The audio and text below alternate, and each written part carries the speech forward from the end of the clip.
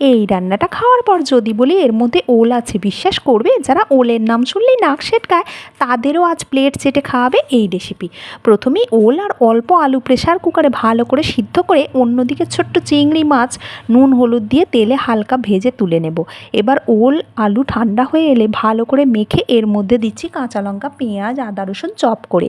স্বাদের ব্যালেন্সের জন্য দিয়েছি চিনি, আর ভাজা চিংড়িগুলো কুচি কুচি করে দিয়েছি, আর দিয়েছি পরিমাণ মতো বেসন, জিরে, ধনে গুঁড়ো আর নুন। সব কিছুকে ভালো করে মেখে ছোটো ছোটো করে কোপ্তার আকারে গড়ে শুকনো বেসনে কোট করে গরম তেলে মিডিয়াম থেকে লো ফ্লেমে ধীরে ধীরে ভেজে ওই একই কড়াইতে আরও একটু তেল দিয়ে গরম মশলা ফোড়ন দিয়ে একে একে পেঁয়াজ, আদা রসুন টমেটো ভালো করে কুচি করে পরিমাণ মতো নুন, হলুদ আর লঙ্কা গুঁড়ো দিয়ে ভাজা ভাজা হয়ে এলে শেষে বাদাম বাটা দিয়েছি।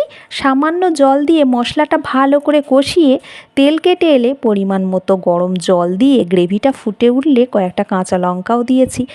কোপ্তাগুলো কয়েক সেকেন্ড ফুটিয়ে নিয়ে শেষে নামাবার আগে দিয়েছি ঘি আর গরম মশলা। ব্যাস তৈরি হয়ে গেল দুর্দান্ত স্বাদের চিংড়ি দিয়ে ওলের কোফতা। কেমন হয়েছে অবশ্যই জানিও।